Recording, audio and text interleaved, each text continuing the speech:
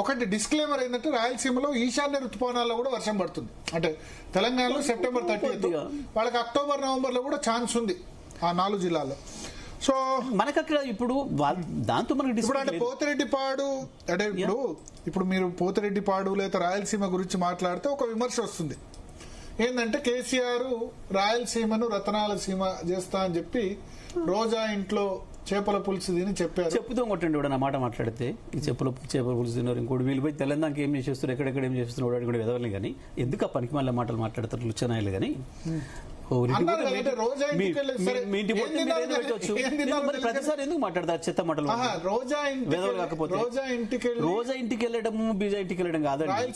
తప్పకుండా అసెంబ్లీలో చెప్పిండు ఈ బెదలకు సోయింటే నిండు అసెంబ్లీలోనే చెప్పిండు దేనికి పట్టిసీమ నుంచి మీరు తీసుకొచ్చే నీళ్ళు ఏవైతున్నాయో అవి నేను గోదావరికి రివర్స్ ఇంజనీరింగ్ ఎట్లయితే చేసినో మీరు ఇక్కడి నుంచి కృష్ణా నుంచి వెనక్కి తీసుకుపోండి మీకు మాకు 2 చోట్ల లాభం అవుతుంది అని చెప్పిండు. బాజాప్తా అసెంబ్లీలో చెప్పిండు కేసీఆర్. ఈ పనికి మళ్ళీ మాటలు ఎందుకు వీళ్ళయి బాజాప్తా అసెంబ్లీలోనే చెప్పిండు. గది మాట్లాడు రాత్రి మీకు చేతనైతే దమ్ముంటే కేసీఆర్ అసెంబ్లీలో ప్రకటించిండు అయ్యలు ప్రకటించిండు నిండు అసెంబ్లీలో ప్రకటించిండు. కేసీఆర్ కి ఎప్పుడు దాచుకొని మాట్లాడలేదు. పోతిరెడ్డిపాడు నుంచి వాటర్ ఇప్పుడు ఏదైనా రైతు ఎక్కడైనా రైతే కరువు సింపుల్ అండి. నిజమే కర్ణాటక నుంచి ఎట్లా మాట్లాడతాం మీరు ఎందుకు బాబ్లీకి పోయినావు దెబ్బలు తిని వచ్చిండ్రు ఎందుకు కేసు పెట్టుకొని వచ్చిండ్రు. నీళ్ల విషయంలో ఎవరికి ఉండే హక్కులు వాళ్ళకు ఉంటాయి ఎవరికి హక్కులు వాళ్ళకి కాపాడబడాలి. ఇవాళ మేమంటుంది ఎప్పుడు కూడా శ్రీశైలంలో పైన ఇంకా నారాయణపూర్ కావచ్చు అలమట్టి కావచ్చు ఎక్కడ కూడా వరద జలాల మీద ఆధారపడ్డ ప్రాజెక్టులు ఉన్నప్పుడు వరద జలాలు మాత్రమే వాడాలి. ఇవాళ వరద జలాలు వాడాలి అంటే ఆ నది కింద ఉన్న చివరి ప్రాజెక్టు కూడా నిండిన తర్వాత వాళ్ళకు హక్కుభుక్తంగా రావాల్సింది ఏదైతుందో ఆ ప్రాజెక్టు నిండిన తర్వాత అది ఓవర్ఫ్లో సముద్రంలో పోతున్నప్పుడు మాత్రమే వరద జలాలు వాడాలి. ఇవాళ నాగార్జున సాగర్కు వీళ్ళు వచ్చిన నీళ్ళు వచ్చినట్టు మొత్తం పోతిరెడ్డిపాడు తీసుకపోతే మరి మన నాగార్జున సాగర్ బతికేంది మన నాగార్జున సాగర్ ఎన్నకాలం బ్రతికేంది ఏం కావాలి మేము అది మా పాయింట్. నేను అడుగుతుంది మా రైట్ గురించి అడుగుతున్నాం. మేము ఎవరికో నష్టం చేయమని ఆడలేదు కాబట్టి ఈడలేదు కాబట్టి నష్టం చేయమని మేము మాట్లాడటం లేదు.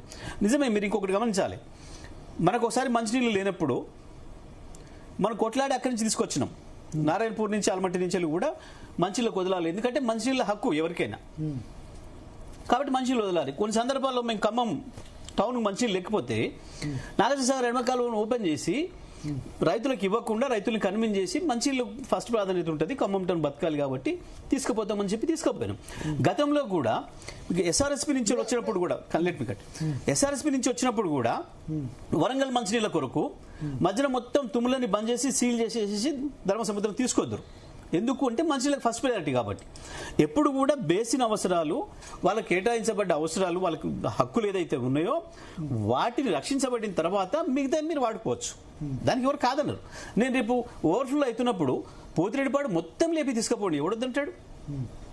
మన సాగర్ నిండిన తర్వాత మొత్తం వచ్చిన చుక్క వచ్చినట్టు పోతిరెడ్డిపాడు తీసుకుపోయి నింపుకోండి ఆడ మీరు అక్రమంగా ఎన్నో ప్రాజెక్టులు కట్టుకున్నప్పుడు సమైక్య ఆంధ్రప్రదేశ్లోనే సరే మంచిది వాళ్ళకి పాపం ఇబ్బందులు ఉన్నాయి తీసుకుపోవచ్చు దాన్ని మేము కాదనటం లేదు.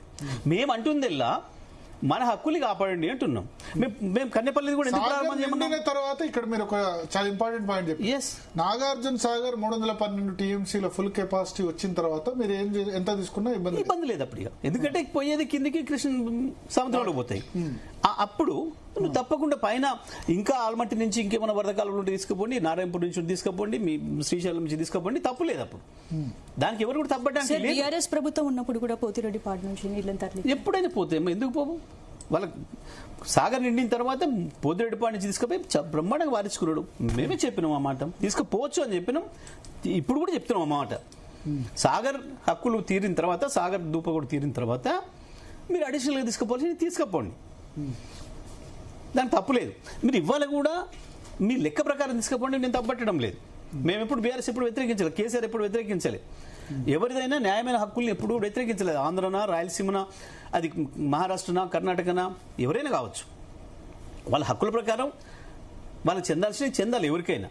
మేము దాని వైపు మేము కొట్లాడింది కూడా దాని కొరకి మా 14 సంవత్సరాల పోరాటం తెలంగాణ 50 సంవత్సరాల పోరాటం కూడా దాని కొరకి. జగన్ పోతిరెడ్డిపాడును ఇంకా పెంచారు కదా దాని కెపాసిటీ జగన్ పెంచలేదు రాజశేఖర రెడ్డి పెంచారు. రాజశేఖర రెడ్డి 11,000 నుంచి 44,000. రాజశేఖర రెడ్డి మొత్తం పెంచింది. జగన్ వచ్చిన తర్వాత రాయలసీమ లిఫ్ట్ ఇరిగేషన్ అని ఒకటి ప్రారంభం చేశారు. 80,000 అది ఆగింది. అది చేస్తుంటే ఇంకా ఎక్కువ నీళ్ళు తీసుకోవడానికి ఉండే వాళ్ళకు అసలు ఆ నీళ్ళే లేవు, అని ఏ టైంలో లేవు. ఒకటి మేమేమంటున్నాం, మీరు ఎన్నైనా కట్టుకోండి, అది వేరే విషయం. ఎప్పుడు నాగార్జున సాగర్ ప్రాజెక్టు నిండిన తర్వాత మాత్రమే ఎవరికైనా హక్కులు వస్తాయి. ఇది మనం ఫస్ట్ గుర్తుపెట్టుకోవాల్సింది. మేము అడుగుతున్నది అది. అయితే ఇక్కడ ఒకటి, ఇప్పుడు నాగార్జున సాగర్ నిండకపోతే తెలంగాణ ఎంత నష్టపోతుందో కృష్ణా డెల్టా కూడా అంతే నష్టపోతుంది. పోదు, కృష్ణా డెల్టాకు పట్టిసీమ ఉంది, ఒక కుడికాలువ ఉంది కదా, కుడికాలువ వైపు ఉంది. కుడికాలువలో ఒంగోలు చేయాలి. కుడికాలువ రైతులు కూడా ఊరుకోరు, పోరాటం చేస్తారు. నేను మాట్లాడింది కేవలం మా ఎడకాలకి ఉపయోగపడేది ఏం కాదు, కుడికాలువ రైతాంగానికి ఉపయోగపడేది. అక్కడ కూడా వస్తుంది చైతన్యం, అక్కడ కూడా మొదలవుతుంది. ఏ జిల్లాలో ఉంది? గుంటూరు ఒకటి ఉంది. గుంటూరు ఎక్కువ ప్రధానంగా, తర్వాత కొంత ఒంగోలు జిల్లా. గుంటూరులో పెద్ద ఆయకట్టే ఉంది కదా. ఉంది, ఎందుకు లేదు, ఉంది. గుంటూరు దాదాపు ఎంత ఉంది. అక్కడ రైతులు కూడా, నాకు అక్కడి నుంచి ఒకరిద్దరు ఫ్రెండ్స్ ఉన్నారు, నేను మాట్లాడారు నాకు వాళ్ళు ఫోన్ చేసి, అన్నా మీరు కరెక్ట్ చెప్పినారు, వాస్తవమే ఇది, తప్పకుండా నాగసాగర్ పట్టిసీమ ద్వారా కవర్ అవుతున్న డిస్ట్రిక్ట్స్. పట్టిసీమ ద్వారా ప్రస్తుతానికి కేవలం కృష్ణా జిల్లా, గుంటూరు అవతల ప్రాంతం కొంత, అంతే. కృష్ణా జిల్లానే ప్రధానంగా. సో అది సక్సెస్. గోదావరిని వాళ్ళు డైవర్ట్ చేసి అది లీగల్ గా వాళ్ళకు 80 TMCలు కేటాయించిండ్రు, ట్రిబ్యునల్ కేటాయించింది. దాన్ని మనం కాదనేది ఏమి ఉండదు, దాన్ని మనం ఏం వ్యతిరేకించాలి. తప్పకుండా నీళ్ళు వేస్ట్ అయిన నీళ్ళు వాడుకోవడానికి తప్పేవరు పట్టారు. కేసీఆర్ కూడా ఓపెన్ చెప్పాడు, సముద్రం పాలయ్యే నీళ్ళని వాడుకుంటే తప్పే ఉంది.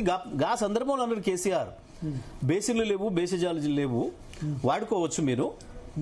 సముద్రం పాలవుతున్న నీళ్లు ఏ రైతునైతే బతికిస్తే తప్పే ఉంది, తెచ్చుకోండి, రాయలసీమ దాకా తెచ్చుకోండి, తప్పేం లేదు అనే మాట ఆ సందర్భంలో ఇప్పటికి కూడా అదే మాటలు విన్నాము మేము, ఇప్పటికి కూడా దాని మీదనే ఉన్నాము.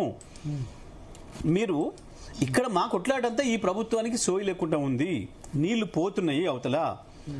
కన్నెపల్లి విషయంలో ఏం జరిగిందో ఇవాళ ఇక్కడ కూడా నేను అంటుంది, రాయలసీమ పాడు నిర్మించినప్పుడు చంద్రబాబు కూడా సుముఖంగా లేకుండా, రాజశేఖర రెడ్డి పోతిరెడ్డి పాడు 11,000 క్యూసెక్కుల నుంచి 44,000 క్యూసెక్కులు చేసినప్పుడు తెలుగుదేశం అవుట్ రైట్ గా సపోర్ట్ ఏం లేదు. అప్పుడు ఏంటంటే ఆంధ్ర ప్రాంత నాయకులు భరత్ గారు ఇక్కడ ఒక విషయం గమనించాలి.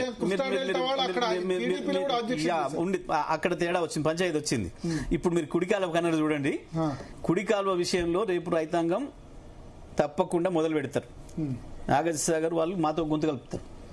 ఎందుకంటే నాకు నిన్న ఇది చూసిన తర్వాత ఫోన్ చేసి, నాకు పొద్దున కూడా మిత్రుడు ఫోన్ చేసిండు, అన్న నువ్వు రైజ్ చేసింది కరెక్ట్ పాయింట్, తప్పకుండా రాయలసీమ వాళ్ళు మా వాళ్ళు ఏం డౌట్ లేదు, మేము దాన్ని వ్యతిరేకించడం లేదు. కానీ ఇక్కడ మనకు రావాలి కదా నీళ్లు, మనకు వచ్చిన తర్వాత ఆడికి ఇవ్వమని చెప్పండి, దాన్ని ఎవరైనా ఒప్పుకోవాల్సిందే. మీరు కరెక్ట్ పాయింట్ రైజ్ చేసినారు, మీ వాదనలో అన్యాయం లేదు అనే మాట మాట్లాడింది వాళ్ళు కూడా. మీరు అన్నట్లు అయితే ఒక్కటి ఉంది ఇక్కడ, మీరు ఒకటి గమనించాలి. ఆంధ్రప్రదేశ్ నాయకులలో ఎప్పుడు కూడా నీళ్లకు సంబంధించి పోలవరం కొట్టుకపోతే కూడా ఒకరి మీద ఒకరు రాజకీయ ఆరోపణలు చేసుకోవాలి. మీరు చూడండి, పోలవరం కొట్టుకపోయి 2,700 కోట్ల నష్టం జరిగింది. కొట్టుకపోయిన దాన్ని మళ్ళీ నిర్మాణం చేయడం కొరకు కేంద్రం దాని కొరకు 2,700 కోట్లు మెన్షన్ చేసి కొట్టుకపోయింది, మళ్ళీ కట్టడం కొరకు 2,700 కోట్లు శాంక్షన్ కూడా ఇచ్చింది కేంద్రం కడుతున్న ప్రాజెక్టు కాబట్టి. ఎవరు విమర్శ చేసుకోరు. తెలంగాణ నీళ్లను కొల్లగొట్టే విషయంలో కావచ్చు, మొత్తం నీళ్ల విషయంలో కావచ్చు, ఆంధ్ర ప్రాంత నాయకుల మధ్యన పార్టీలకు అతీతంగా, వైరుధ్యాలకు అతీతంగా ఐక్యత ఉంది. కానీ తెలంగాణలో మాత్రం ఆ సోయి లేదు. అది మన దురదృష్టం. తెలంగాణ ప్రజల దురదృష్టం ఏంటంటే ఇది.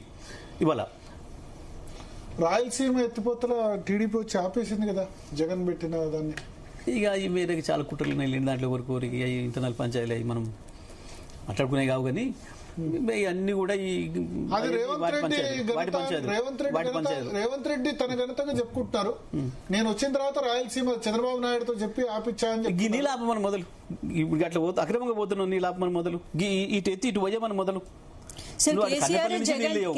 ఆడ పాలమూరు లిఫ్ట్ ఇరిగేషన్ మొత్తం సిస్టమ్ రెడీగా ఉంది, అది స్టార్ట్ చేయవు. 2 రోజుల కింద ఒక్క పూట ఇట్లా స్టార్ట్ చేసేసి పని చేశాడు. మేము ఇక్కడ నిన్న పోయినప్పుడు అక్కడ ఒక ఆమె మహిళ రైతు కావచ్చు, ఆమె అక్కడ కూలి పని చేసుకుంటుంది, అక్కడ పోతుంది దాని మీద. మేము ఆగి చూస్తుంటే ఆయన చూస్తున్న ఏంటి అంటే, అమ్మ నీళ్ళు వస్తలేవు కదా, అక్కడే నీళ్ళు వస్తలేవు కదా, ఇట్లా దీన్ని ఆన్ చేస్తలే అంటారు కదా వీళ్ళు, మరి అక్కడ కింద నీళ్ళు ఉన్నాయి కదా అంటే, మొన్న ఒక్క పూట నడిపిరాయా, ఇగో 2 నుంచి వెళ్ళి పోసింది, ఒక పూట నడిపి మళ్ళీ బంద్ చేసిండ్రు. ఏది కల్వకుర్తి కాదు, మన పాలమూరు డిండి, పాలమూరు రంగారెడ్డి ఓకే ఒక పూట నడిపి బంద్ చేసిరయ్యా అని చెప్పింది. కింద పోతే స్టాఫ్ కూడా అది చెప్పింది, మొత్తం సిద్ధంగా ఉన్నాయి సార్, 4 రెడీ ఉన్నాయి. అయితే ఇప్పుడు వీళ్ళు ఒక తర్కవాదం ఏం చేస్తారంటే అది తెచ్చిన పైన సిస్టమ్ పూర్తి కాలేదు కదా అంటారు. ఇది నింపు, ఇది 6 TMCలు నిండుతుంది. ఏది ఇప్పుడు ఆ నార్లపూర్ రిజర్వాయర్ ఏదైతే ఉందో అది నిండుతుంది. దాంతో ఏమవుతుంది, కల్వకుర్తి లిఫ్ట్ ఇరిగేషన్ కింద ఉన్న రైతాంగానికి ఉపయోగమవుతుంది. ఎందుకు అంటే పెద్ద కుట్ర చేసిరు కల్వకుర్తి దాని పైన చెప్పింది పెద్ద అంటే పోతిరెడ్డిపాడు కంప్లీట్ చేసి కల్వకుర్తి దగ్గరికి వెళ్తాం. సో పోతిరెడ్డిపాడు సంబంధించి సరే రాయలసీమ ఎత్తిపోతల పథకం వచ్చింది, ఆగిపోయింది.